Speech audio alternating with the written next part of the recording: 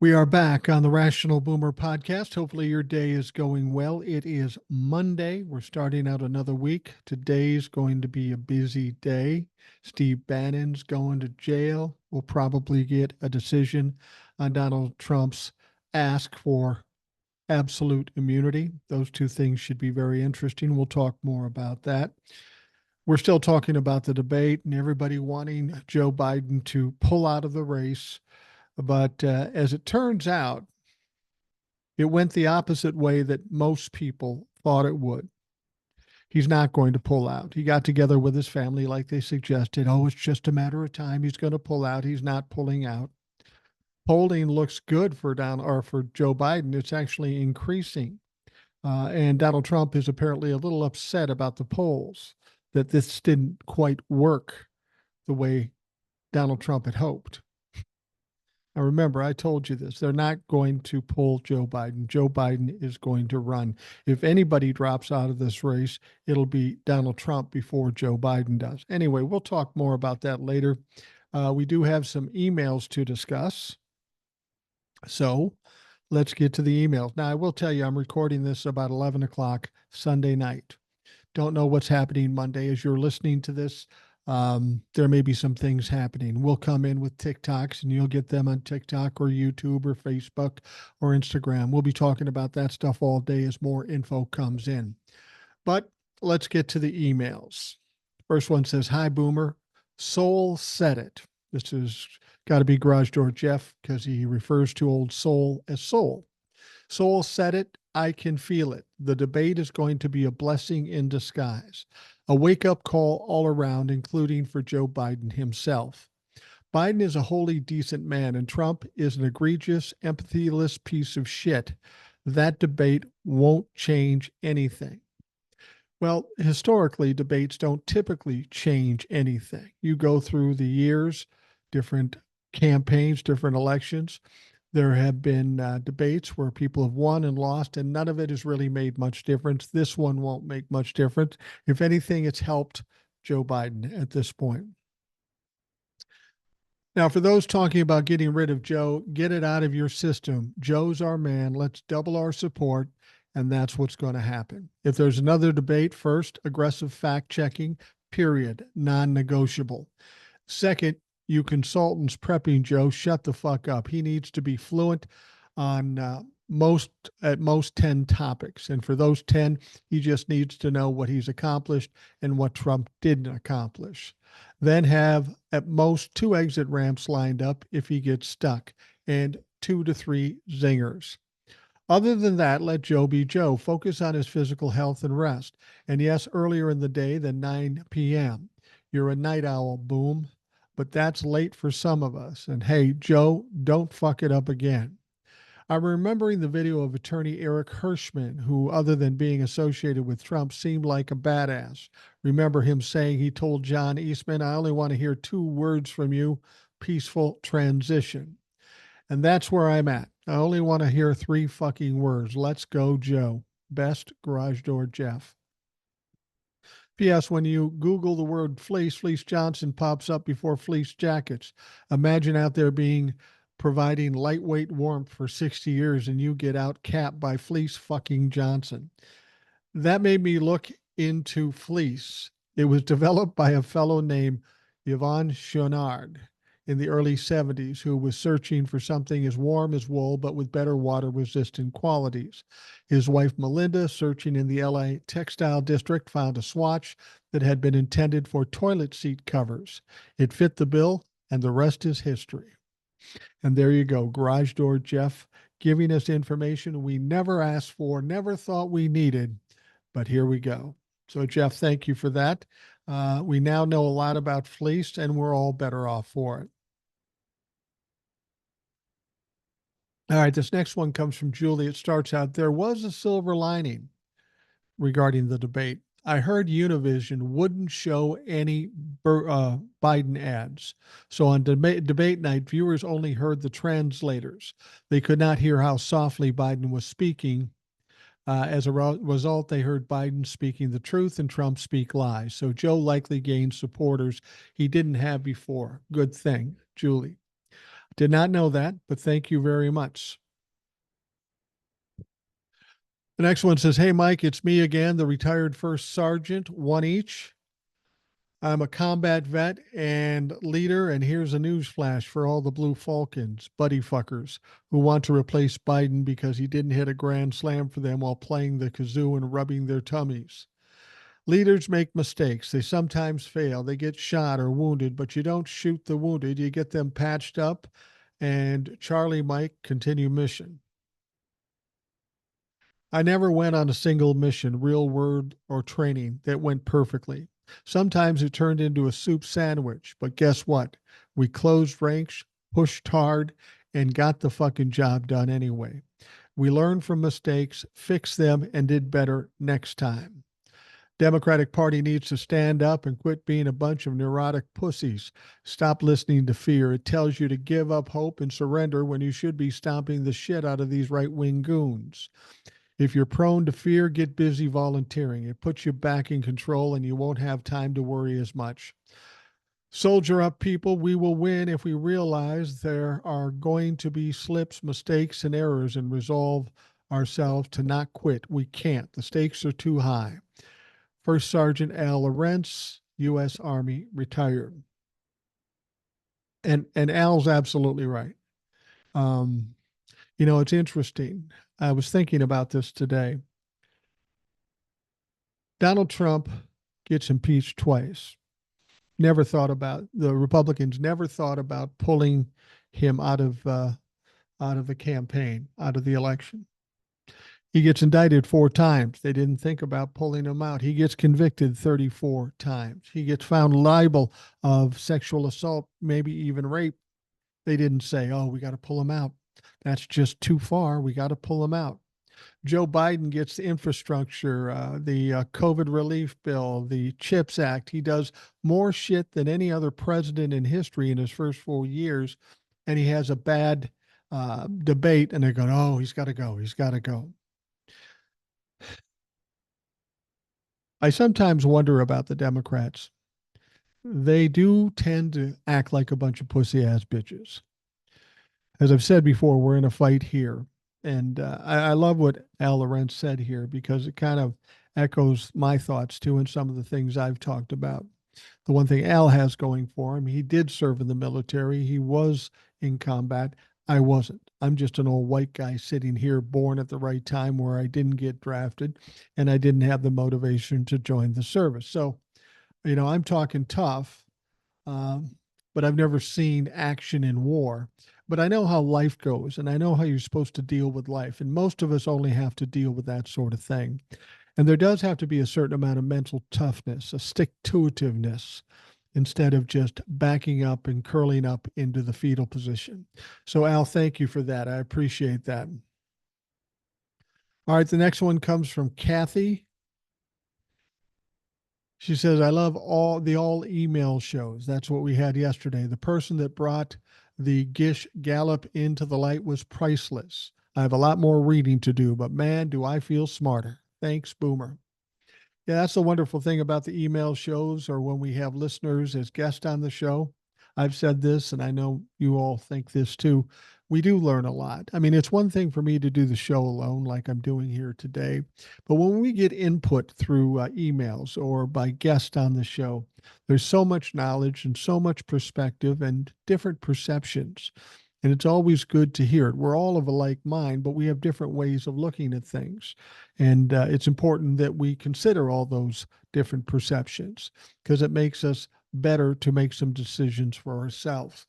So I count myself lucky to have the emailers and have the guests on the show. And I can't tell you how much I appreciate that. All right. Thank you, Kathy. Next one. Hello, Boomer. I sent an email a little ways back stating that we need to remember that the Supreme Court handed a win to Bush against Gore back in 2000. Then they said this ruling will not set precedent.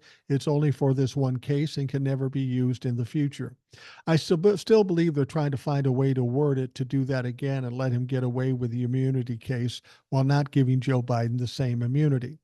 These are the same group of people that just put bump stocks back on the market. So I don't think they're worried about their reputation anymore. I think they have their agenda laid out for them, and that's what they're going to do. Sad. Yeah, I understand what you're saying, but that's a little bit too far. And they have to see what's going on here. They have to know that Donald Trump cannot win the presidency, and without Donald Trump winning the presidency, their futures are at risk.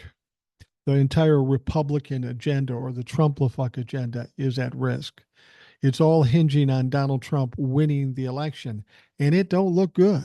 In fact, I can't tell you one path that tells me that Donald Trump will win the presidency.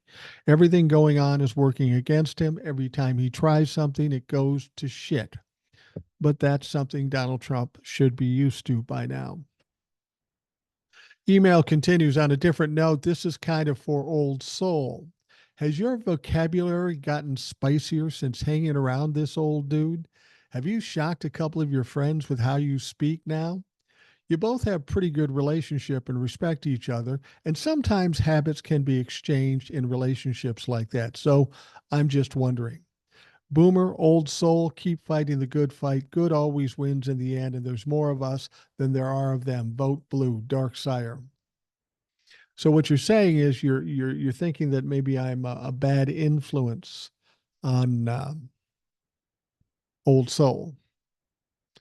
Um, I don't think that's true. I think in some of these situations where she's emotional or excited about things, she brings up things from the past. You got to understand, old soul is in her early 40s. And unlike me, she kind of grew up. She matured. She became compassionate. Maybe she was always compassionate, but she's an adult now. I don't know that I can say that about myself. I'm certainly of adult age. I certainly, hopefully, think like an adult, but I don't always talk like an adult. Old soul pretty much does, but when she gets fired up, she will say some things.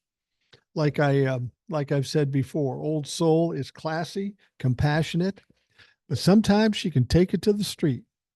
And ever since I've known her, she's been able to do that. It's been few and far between. It's been sporadic, but sometimes some things will happen to bring it out of her. It's always there. She's just adult enough and mature enough to act appropriately in most situations. But I'm sure she hears me say the things I'm saying, and maybe it is a bad influence on her. But too bad. She's still coming on. And if I'm going to influence her negatively, I trust Old Soul is smart enough to not let it go too far. And speak of the devil, the next email is from Old Soul. She says, "Hey, Boomer, did you see House Republicans caucus release their 2025 agenda? Here's what's in their agenda: raise the retirement age for Social Security, privatize Medicare, get rid of Obamacare, cut disability benefits, cut Medicaid, cut children's health insurance, cut HCV funding, House Choice Voucher, pass a national abortion ban this time, or this could lead to eliminate access to IVF. I guess someone has to make up for the tax cuts they're going to give to themselves and the wealthiest Americans. This is just plain crazy. Not surprising, and I'm not worried about it right at this point. I mean, I'm upset that this is the things that they would be focused on, but I'm not at all surprised. But in order for that to happen, Donald Trump would have to win the presidency. The Republicans would have to maintain control of the House and gain control of the Senate. And none of that's going to happen. So they can talk about all the shit they want to do, but it's not going to happen because they aren't going to be in a position to make it happen. Now, Old Soul goes on to say, "Oh, did you see the Supreme Court gave permission for states to criminalize people for being homeless? Here's my theory. Tell me what you think. They have plans to put immigrants in camps. So where do they put the homeless population? Prison. That's where. Prisons are already crowded, so I'm thinking they're going to start building more prisons to make room for the homeless. This will all be private prisons, of course. Who do you think will run those prisons? I think Republicans. I also think they're going to use these prisons for forced labor. Anyway, I haven't heard anyone say this, so I could be wrong. Anyway, thanks for what you do, Old Soul." Well, Old Soul, I appreciate that immensely. It's always great to hear from you. And again, uh, you always have some interesting and cogent points. You make the show smarter when you offer these things. Um, the whole idea of making homelessness illegal, as I understood it, what this means is if they find somebody sleeping on the street, they can write them a ticket, which I think is absolutely hilarious. You're going to write a homeless person a ticket with a fine that they have no money for. And when they don't pay the money, they're going to send out a subpoena or a summons, but where are they going to send it? They don't have a fucking home. You're going to mail it to them on the street someplace. This is just all bullshit. They have no way of enforcing it. And even if they try, it's not going to get them anywhere. Might they want to put them in prison? Yeah, I guess that's possible. But again, that's all contingent on if Republicans have any sort of power. And I just don't see that happening. All right. Next up, someone I know is terrified of swing state voters. No matter how hard I try to set her fears free, she still rants. How do I calm her down? Also, what's a good way to persuade people who may not vote or vote at all? They don't like Trump, but they think Biden's too old. Thank you, Sally. Well, the swing states are always an issue, but remember last time in the swing states in 2020, Pennsylvania, Arizona, things like that, Joe Biden won in 2020. And I always tell people if you think Donald Trump's going to win in 2024, that would have to mean that he's gained votes and support since 2020.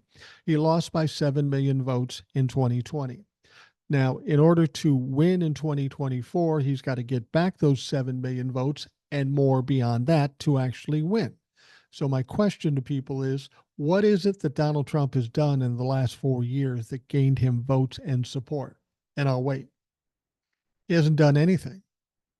He hasn't gained support. He's lost support. We know he's lost support. We know that not all of the Republicans are willing to or can stomach voting for him. We know that if you're a Republican, you need a unified party and some of the independents to even come close to winning. He doesn't have a unified party, and he's lost a ton of the independent voters. He's overturned Roe v. Wade. He's took credit for it, and 75% of the country support Roe v. Wade. I've said this before, and I'll say it again. I think not only is Joe Biden going to beat Donald Trump, that he's going to beat him in a big way. It's going to be one of the bigger, I don't know if I'll go as far as saying landslide, but there'll be the biggest distance between Biden and Trump, far more than people expect. And that's what the facts tell me. That's not what my heart tells me or what I want or what I'm hoping for. The facts tell me this. Like I said, Donald Trump in 4 years has done nothing to gain support and gain votes. He's done everything to lose support and votes. So tell me how he does better than he did in 2020. It's just makes no sense. It and and some of the people that you're talking to that are terrified, I don't know if you can make them feel better or not, but some of the things like I just said, and you have to understand that Donald Trump is going to be going through a lot in the next couple of weeks, 3 weeks. He's going to be sentenced. And regardless of what he gets sentenced, it's going to put an anchor around his neck. Maybe he's going to jail. Maybe he's going to be on home lockdown. Maybe it's just probation. But either way, he won't be able to move around with complete autonomy as he has always done.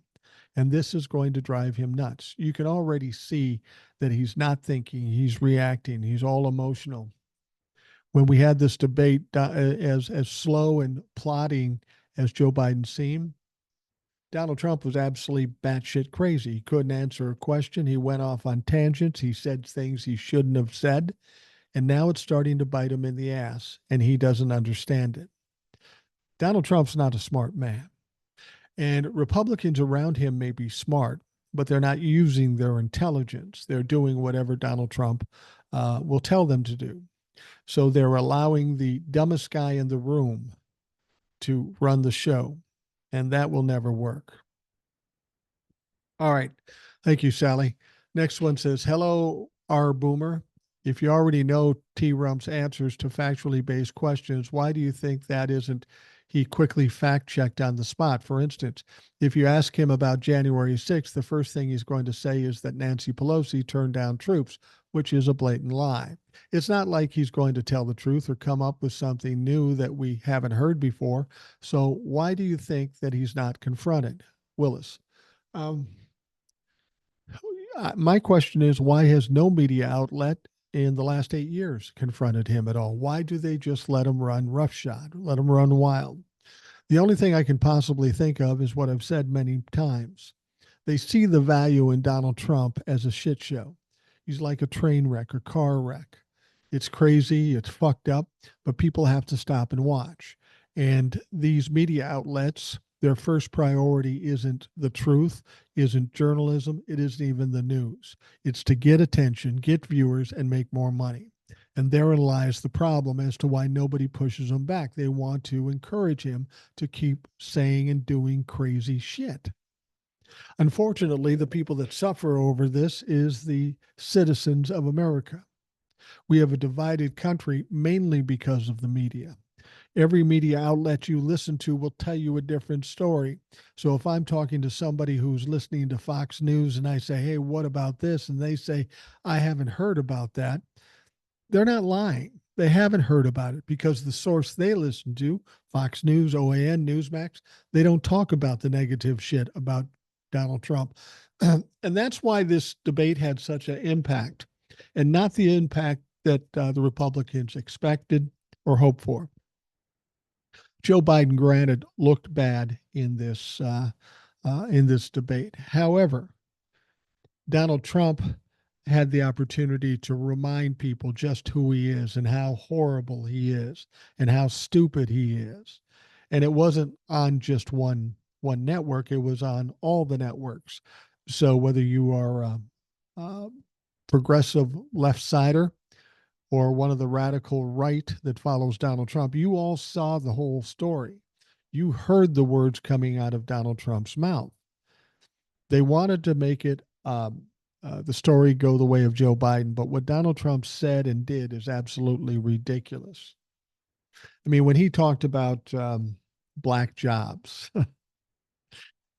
late term abortions, all this shit, none of it is true. Anybody with half a brain knows it isn't true, and they have to sit and watch this motherfucker lie. That didn't bode too well for Donald Trump, and it's going to continually get worse as time goes on. As things continue to go badly for Donald Trump, he is going to get more frantic. He's going to panic more, and he's going to say some crazy shit. And it's going to chip away at his support. And many of his base will stick with him through thick and thin. But enough of the relatively normal people or the not quite Trump fans will walk away from it because they just can't stomach it.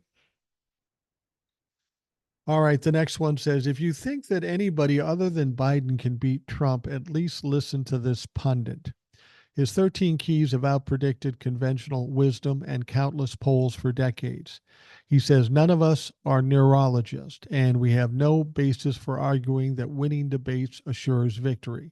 Hillary Clinton won all of her debates against Trump, but lost because she felt she was taking them for granted and believed she was slippery. Biden just completed 2 successful overseas trips with world leaders and avoided an Iran-Israel war. One well-known poll has shown Trump's popularity was hurt by the so-called debate win more than Biden's popularity was hurt by his debate loss.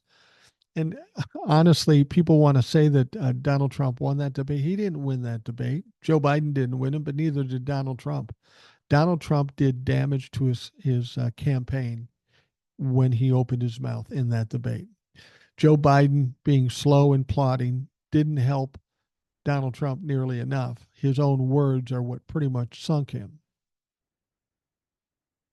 Email goes on to say the fact is that according to the 13 keys, there is no other Democratic candidate that could beat Trump. So think about it. The interviewer argues with the speaker briskly, but to no avail. I personally think that this debate has helped Biden's chances by taking oxygen out of Trump's screen time. Trump has his share of bad news coming up, and this debate will cause him to be overconfident and mess up. It's never over till it's over. Hillary lost because of slimy news in the last 2 weeks of October. And that is true. That is absolutely true. And this particular professor or scientist or whatever, he has predicted the winners of the presidency over the last few decades, and he does predict Joe Biden. And he's predicting Joe Biden probably for the same reason I am. I'm not suggesting I'm as smart as this guy because I'm not, but he's not looking at this emotionally either. He's looking at the facts. He's looking at what's going on in the country, what's going on with the candidates. And he's taking that raw information and deciding based on that who's going to win the presidency. And it's not going to be Donald Trump. All right. So we heard about this. Joe Biden family used a Sunday gathering at Camp David to urge him to stay in the race and keep fighting despite his dreadful debate performance. And some members criticized how his staff prepared him for the face-off, according to 4 people familiar with the discussions. I have to agree. Whoever prepared Joe Biden and set up the timing of this debate should be fucking fired. They fucked up big. They could have fucked up horrifically if it wasn't for Joe Biden and his ability to keep people's confidence. There was never a time when Joe Biden's family was going to tell him to pull out. They were going to leave it to him, and there was no way Joe Biden was ever going to pull out. I'll tell you, the media and the Republicans and a lot of Democrats tried very hard to get him to pull out and put somebody else in there, which makes no sense. We're too close to the election. I want to hear what these people have to say now that the polls are doing well. He fundraised incredibly off this.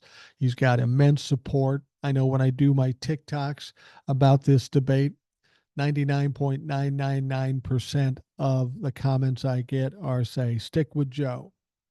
The idea that there's a bunch of people out there that want him to quit is a bunch of bullshit. And I've told you this before. This is how the Republicans play. They would love nothing more than have Joe Biden taken out of the candidacy and put somebody else in there. It would cause some chaos. It would cause some consternation. It would slow things down, and it would give them a way to pick up speed. That's what they want to do. They don't want to go up against Joe Biden because Joe Biden has an incredible record as president of the United States. So Joe Biden isn't going to be pulled out, save for any tragic situation, God forbid, with a man 82 years old or 78 years old. Anything can happen. They can get ill. They can fall down. They can do any number of things. And short of something like that, Joe Biden will be the candidate and he will handily beat Donald Trump. There's no question in my mind. This gentleman that said you're making too much out of this debate issue, I couldn't agree more. I don't know why, with all the things that Donald Trump has done. Let's forget about the Trump-a-fucks. Let's forget about the Democrats. I have a question for the media. All the things that have happened to Donald Trump in the last 4 years, one of them would be considered insurmountable for any other candidate. But much like they don't push Donald Trump, they don't hold him accountable, they don't fact check him, they just let him run wild. They seem willing to support him no matter what happens. They're willing to overlook anything. You're overlooking rape, you're overlooking 34 felony convictions. How do you do that? But you want to hold Joe Biden's feet to the fire when he seems a little lackadaisical when he does his debate. It doesn't seem equitable at all, and it does suggest that the media and, of course, the Republicans and some Democrats, well, I think the Republicans and the media are just complicit with Donald Trump. They have a lot of money involved in having him succeed and having him do a good showing. They don't want to see Donald Trump get his ass kicked by Joe Biden because that's not a show. That's not something people are going to come watch, and they're not going to make any money. So they got to keep it close, or at least give the impression that it's close. So it's all about money there. The Democrats who are crying and whining, I'll tell you what their deal is. Goes back to what I've said before. Got a lot of people in this country that react to things. It's emotional. It's about fear. Some of these people that are fearful and want to pull Joe Biden out, they're scared because they think that Joe Biden's going to lose against Donald Trump. And that's just not the case. He's not going to lose. But their reaction, their emotional reaction is if Joe Biden's not good, we got to get somebody in there real quick.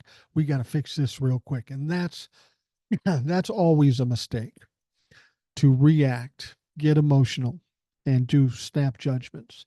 You got to be able to step back, look around, pay attention to what's going on, and then make a decision. Because you see what would have happened if after the debate they said, let's pull them off, and they did that. And now we have all of this positive stuff with fundraising and the polls and all this sort of thing. They would have jumped the gun and would have missed out on all of that. And all of that is putting the trend back in the way of Donald or Joe Biden. And Joe Biden is going to slowly pull away from Donald Trump up until the point in November where he will beat Donald Trump fucking handily. All right. We are going to take a quick break and we will be right back.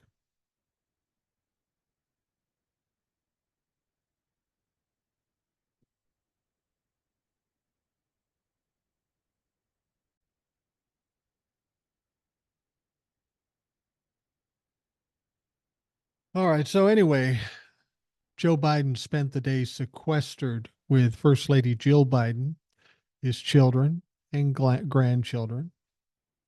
Here's the funny thing is I'll guarantee Melania didn't spend any time with Donald Trump. I'll be surprised if Donald Trump even knows where the fuck she is. Um, Melania is probably not happy with Donald and a little embarrassed about being anywhere near him, especially given that he fucking smells.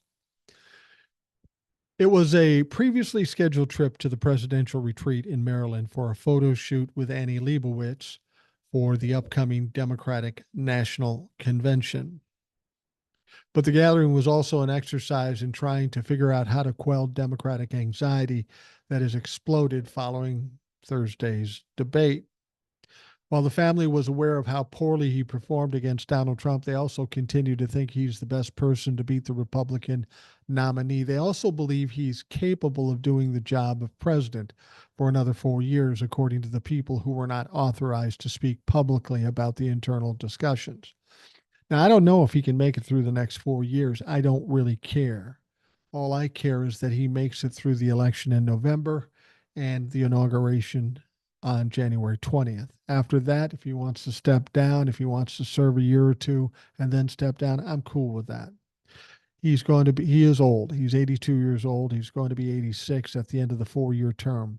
That's way too old.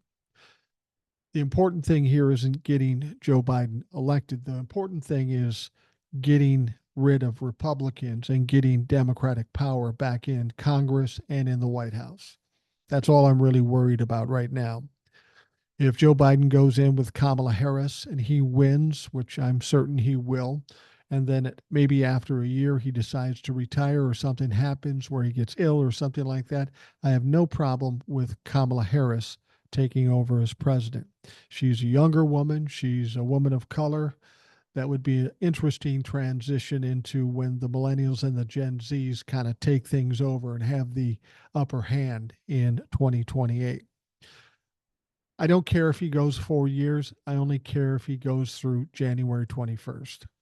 After that, we'll let Joe go as long as he can.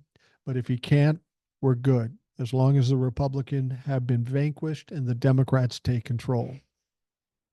Now, amongst the most vocal about Joe Biden was Jill Biden and son Hunter, whom the president has long gone to for counsel and advice. Imagine that. Jill Biden concerned about her husband. Jill Biden consulting with her husband. And Melania, where the fuck is she? Nobody knows where she is. Both believe the president should bow out when he's down and believe that he can come back from what they see as one subpar performance. The family questioned how he was prepared for the debate by staff and wondered if they could have done something better, the people said. Biden's campaign has spent these days since the debate where he appeared raspy, trailed off, and at times gave convoluted answers, working to keep donors and surrogates on board as Democrats increasingly question whether he should stay in the race. Well, here's the thing. He fundraised, what, 15 to $20 million shortly after the debate. Polls show that he's beating Donald Trump when that wasn't the case before. I mean, I don't know what the question is now. People are upset. The Democrats are upset. Well, he had a bad showing. Joe can't win now. Well, the facts say otherwise. More people are given more money. More people are showing up in polls. What's the downside here? You're upset that he looked bad in this debate? Well, it has no net negative effects on the campaign. So what are we whining about? What are we crying about? I can't wait to hear from some of these media people or James Carville. They're all saying the same thing. These are Democrats or left leaning anyway, saying, oh, he's got to step down. He's got to step down. All right, you smart motherfuckers, what are you going to do when he doesn't? And what are you going to do when he gets to November and he wins? Are you going to admit that you're dumb motherfuckers? Well, if you don't worry, because I'll fucking remind you. All right. And here's a guy I don't listen to as much as I'd like, but I do like this guy a lot. I like the way he tells a story. I like his mindset. And I'm talking about former MSNBC host Keith Olbermann. And he said kind of what I was saying. He starts out by saying, any effing questions? He said this on Sunday when he was sharing a result from a new CBS YouGov poll that he claims says it all about confidence in President Joe Biden after last week's CNN debate. But it did leave other users on X with several effing questions and objections due to a notable discrepancy. The former ESPN host posted two images from a post-debate CBS YouGov poll, one on whether Biden should be the Democratic nominee and one on whether Donald Trump should be running for president, incorrectly identifying the question as should Biden stay in the race and should Trump stay in the race. Characterizing the conclusions as yes, Biden showed, and no, Trump should not, the former Fox Sports host wrote. That says it all. Any fucking questions? But many users pointed out that the former current TV host was not showing two sides of the same question. Instead, he was showing the result among registered Democratic voters on whether Biden should be the party's nominee and among all registered voters on whether Trump should be running for president. As it turns out, on the comparable question to the Trump slide, Biden scored worse. On the question of whether he should be running for president, 54 said Trump should not, and a whopping 72% said Biden should not. In both cases, it was a majority against. Of additional interest, 72% Biden does not have the mental and cognitive health to serve as president, while 49% said the 78-year-old Trump does not. The result was heavily influenced by the CNN presidential debate on Thursday, with a mere 18% saying that Biden inspired confidence with his widely criticized performance. Now, I looked at those things, and when I first read them, I thought, this is kind of confusing. This is confusing how this plays out. And this is the very thing I say about polling. It's hard to understand the accuracy if you can't understand the fucking poll. And these polls, I thought I understood them at first. And then as I read them more, I'm going, yeah, this is a little confusing. But again, it's a poll. So who the fuck cares? Polls are routinely wrong. Joe Biden is still fine, no matter what the polls say, because the polls say will say whatever the people who run the polls want them to say. That's always been the case.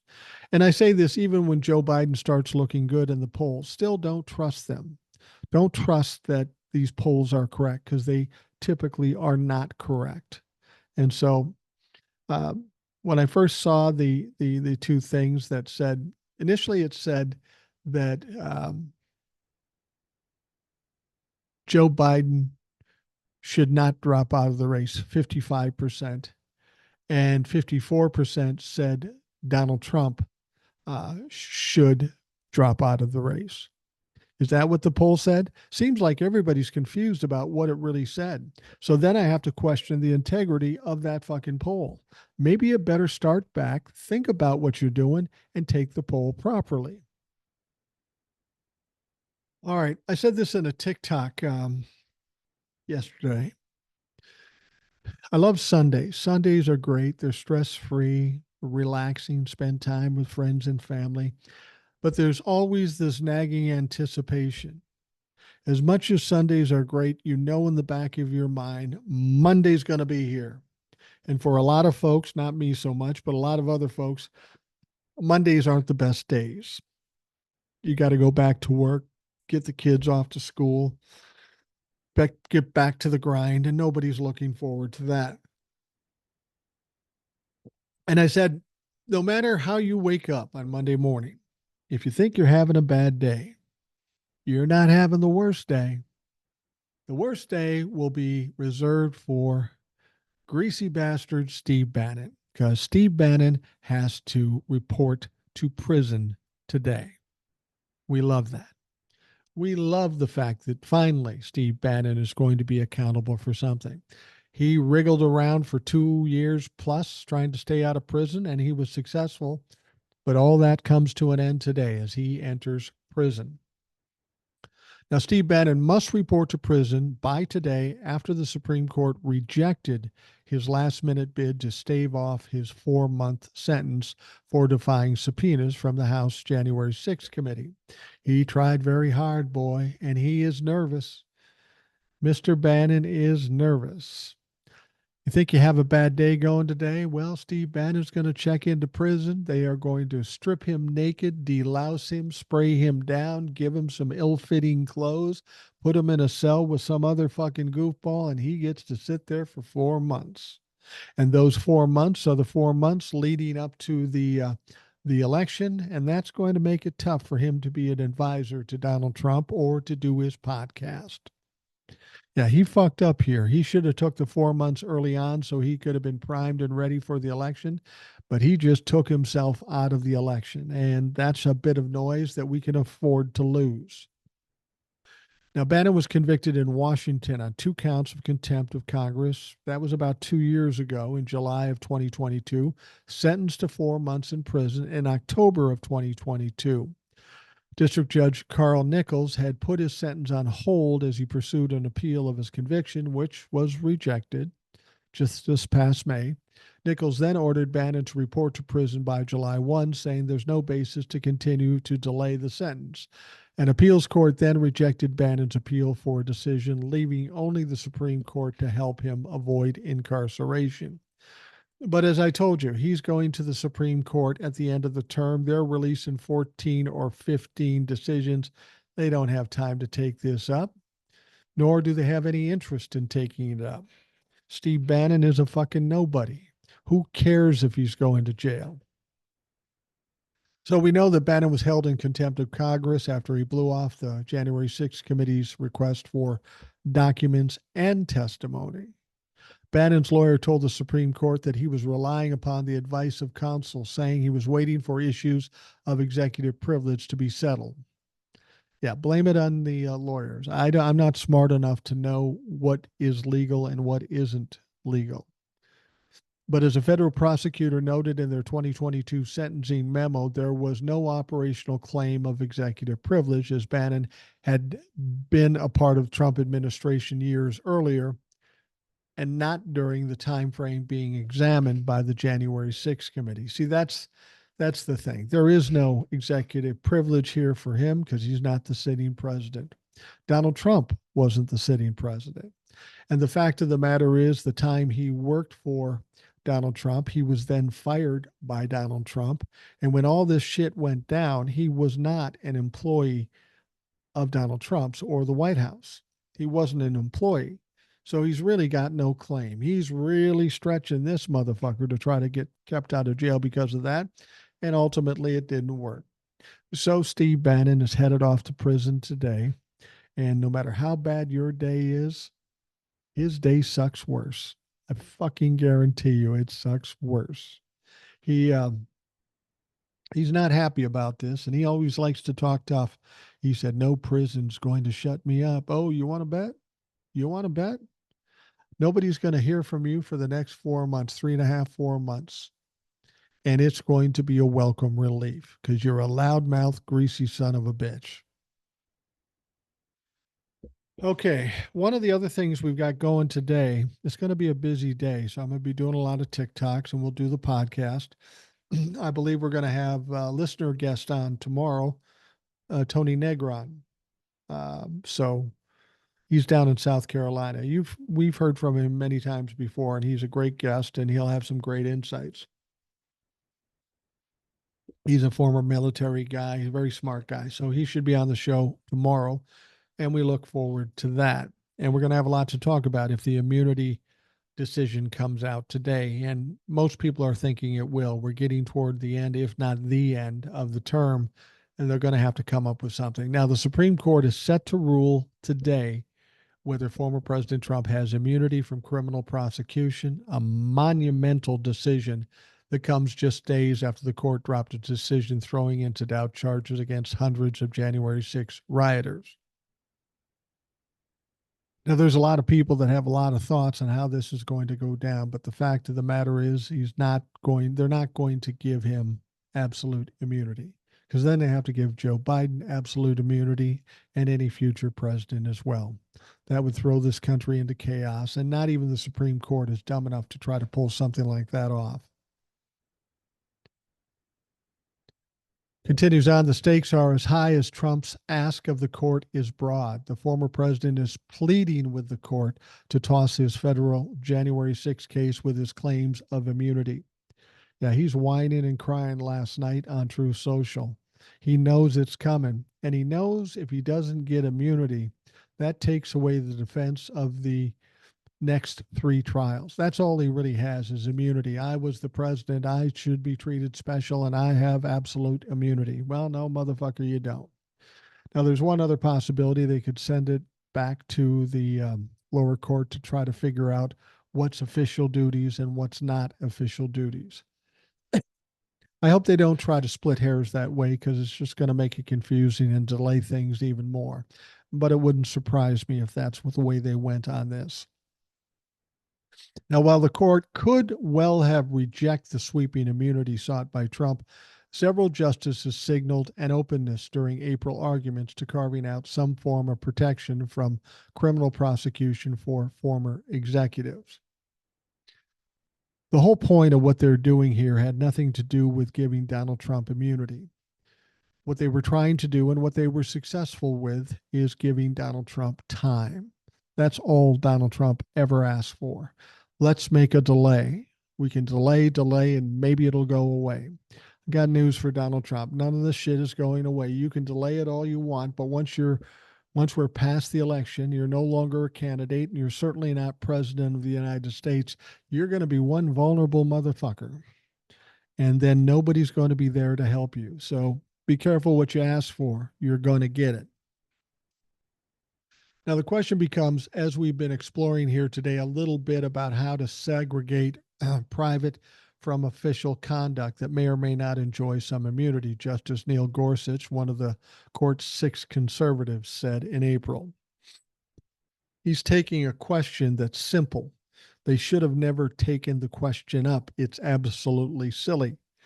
But leave it to the Supreme Court, the obstructive, incompetent, conservative judges on the Supreme Court. They will do anything to help their Lord and Savior, Donald Trump. And they've tried. In the end, it won't work. It's just delays. They can delay if they want, but once the election is over, it's all over but the crying for the Supreme Court, because you can bet the Democrats are going to be going after the Supreme Court and laying down some heavy rules.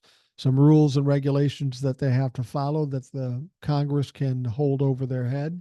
They may look at impeachments. They may look at pressuring these fucks, but things are going to change in the Supreme Court. People always say to me, well, they're doing all these crazy things. What can we do? You know what we can do? We can't do a motherfucking thing. There is nothing we can do. I'm sorry to say that, but there's nothing we can do. We don't have the majority in the House, and as long as that is the case, there's really nothing we can do. We don't have a strong enough majority in the Senate, so we can't do it if by some chance we get it through the House. So I'm not saying that we're headed for Armageddon. I'm just saying let's not worry about shit we can't control right now. We know that between now and November, it's going to be a shit show. Let's focus on the prize. Let's focus on winning. And then that's when we can do some things to change what's going on with the Supreme Court. Now, of course, Donald Trump reacted to the January 6th decision. He said, "Big news," Trump wrote on Truth Social, reacting to the Supreme Court's decision. It also follows Thursday's presidential debate, where a shaky performance by Biden left some Democrats more worried. Now, the Supreme Court typically concludes its summer decision making by the end of June, but it is headed into overtime to directly weigh in on Trump's case, mulling whether he is immune from the charges. Now, Chief Justice John Roberts announced Friday that all remaining Supreme Court opinions will come down Monday beginning at 10 a.m. So Monday is the last date. So that's obviously where the immunity case is going to come up. The immunity decision will drop along with decisions on 3 other cases that were heard. The justice spent ample time in April questioning the action, what questions or what actions would qualify as official ones, as a president might enjoy immunity for, compared to personal actions for which they would not. You'll remember that conversation in the Supreme Court when they had arguments, when a justice asked, "So could a president take SEAL Team 6 and have them murder his political opponent? Would that be an official duty?" And of course, Donald Trump's team said, yeah, it would be. Really?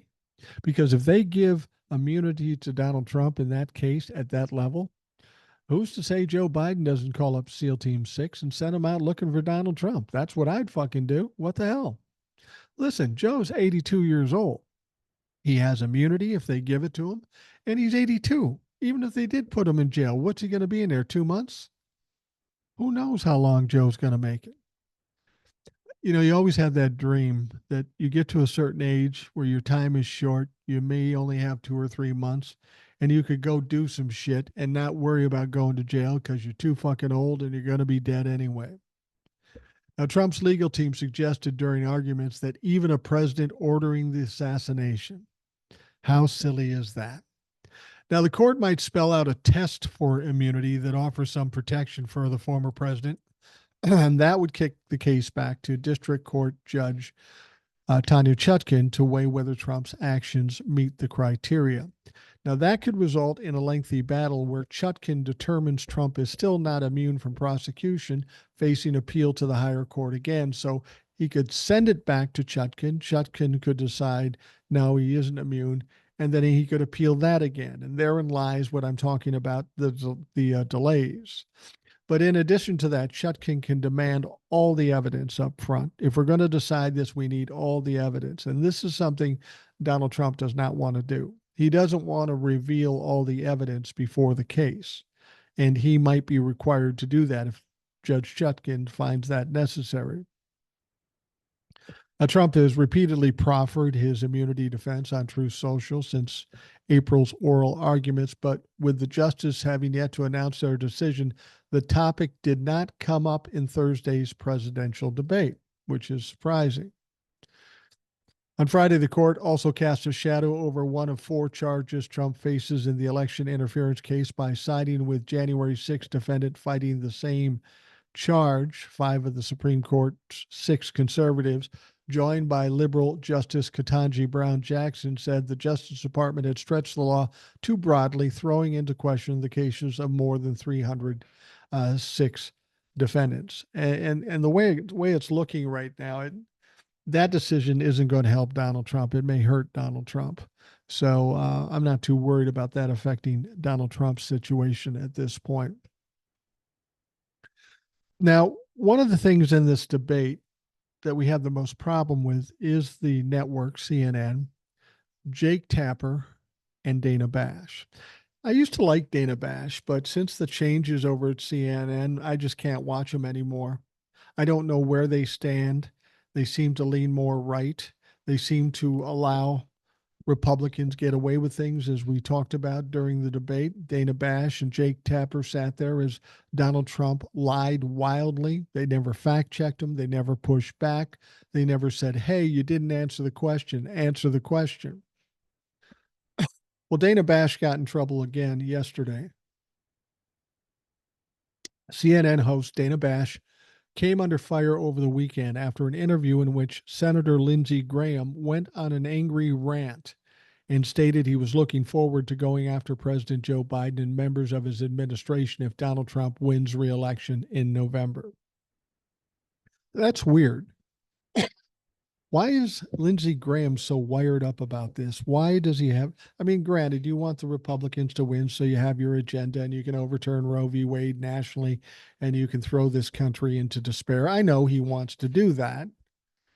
But what is it that's making him so nuts? What's triggering him in this? I have a feeling if Donald Trump goes down, he senses he may go down too. That could be the only explanation as to why he's so nervous. Now, Graham appeared Sunday on CNN's State of the Union, where he ranted about Biden, accusing the president of being compromised as Bash sat there and failed once again to fact check him in much the same manner as she also failed to fact check Trump. Excuse me, when she was co-moderating the CNN hosted debate on Thursday.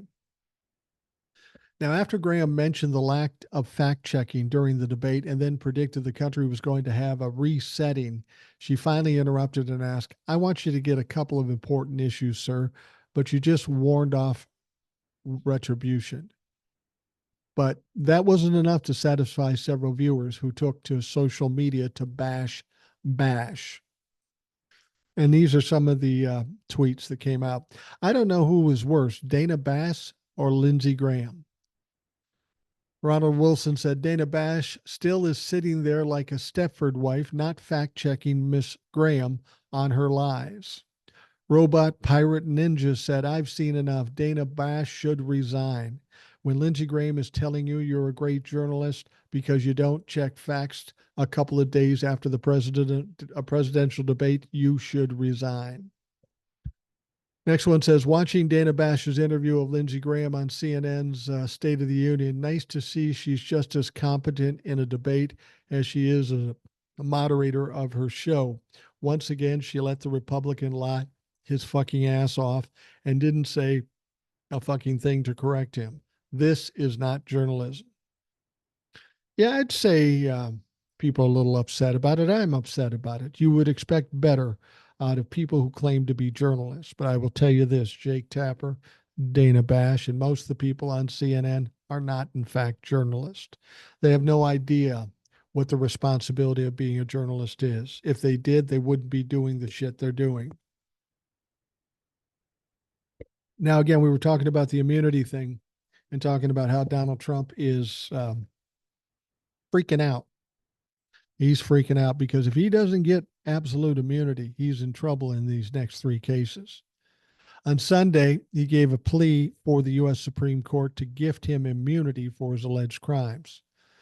Country's top court, of course, expected to deliver this today. It's possible the Supreme Court will split the baby, as it were, by giving Trump limited immunity when actions are involving his official role as president. Now, you have to wonder, what's an official role as president? You know, is it an official role when he's sitting in the Oval Office on the telephone? Yeah, maybe. But is it still official when he calls Georgia's Secretary of State and says, find me 11,780 votes? That would not be official business. So theoretically, he would obviously not be immune from that and would set the Georgia case on track. Now, without presidential immunity, Trump said, a president of the United States is literally could not function, which is an interesting statement because every other president, the 44 presidents before Donald Trump, none of them had immunity. None of them had reason to have immunity. So the idea that a president couldn't do their job is ridiculous because 44 previous presidents found it no problem at all.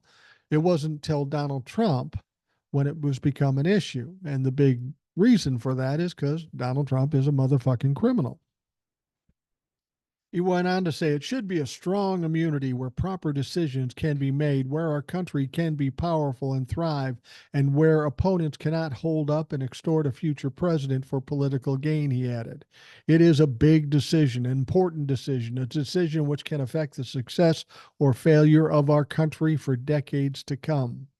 Well, for hundreds of years before, we did fine without it. So I don't know why things have changed. Is it now that the president's duties involve criminal activity and we've got to protect them from that?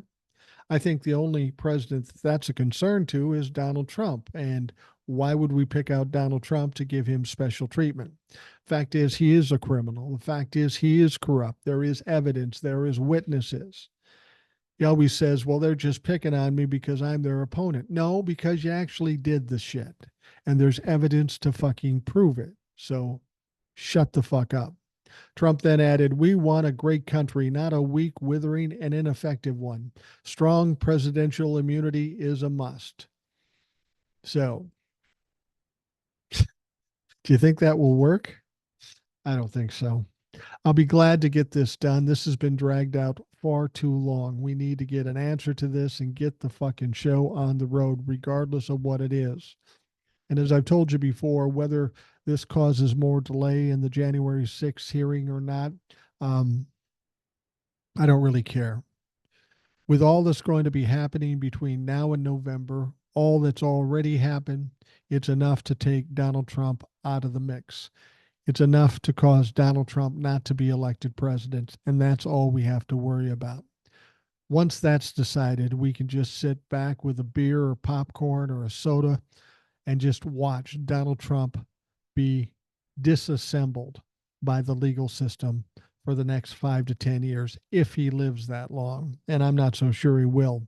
You don't get this kind of pressure, especially after the election when you have no help, no support. That's going to be devastating to Donald Trump, and it's going to be hard for him to shoulder after the election is done and he loses.